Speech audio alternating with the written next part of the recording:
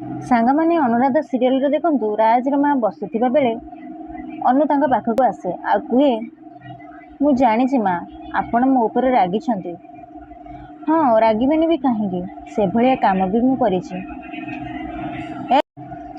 ସେଦିନ ଯଦି ରାଜବାବୁ ମୋ ମଥାରେ ସିନ୍ଦୁର ଦେଇନଥାନ୍ତେ ତାହେଲେ ହୁଏତ ଆଜି ଆପଣଙ୍କର ଏ ଝିଅ ବଞ୍ଚିନଥାନ୍ତା କି ଆପଣଙ୍କ ଆଗରେ ଏମିତି ଛିଡ଼ା ହେଇନଥାନ୍ତା। ଅନୁର ଏଇସବୁ କଥା ଶୁଣି ରାଜର ମା ଆଶ୍ଚର୍ଯ୍ୟରେ ଅନୁକୁ ଚାହାନ୍ତି।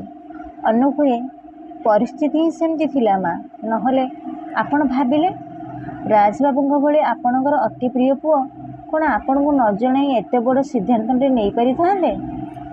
ହୁଏତ ଆମକୁ ସେଇଦିନ ଘରକୁ ଫେରିବା ପରେ ଆପଣଙ୍କୁ ସବୁକିଛି ଜଣାଇ ଦେବାର ଥିଲା।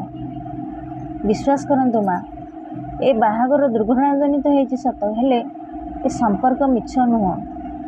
ଆଜି ବି ମୁଁ ରାଜବାବୁଙ୍କ ମଙ୍ଗଳ କାମନା କରି ତାଙ୍କ ନାଁରେ ମୋ ମଥାରେ ସିନ୍ଦୁର ପିନ୍ଧେ।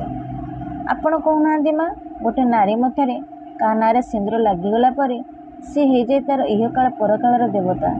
ଗୋଟେ ସଧବା ନାରୀ କ'ଣ ତା ସ୍ୱାମୀ ବଞ୍ଚିଥାଉ ଥାଉ ତା ମଥାରେ ସିନ୍ଦୁର ପୋଛି ପାରିବ? ନା ନାଇଁ ବା ବନ୍ଦ କରିପାରିବ?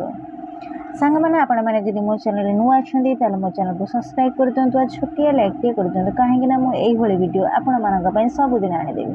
ଜୟ ଜଗନ୍ନାଥ।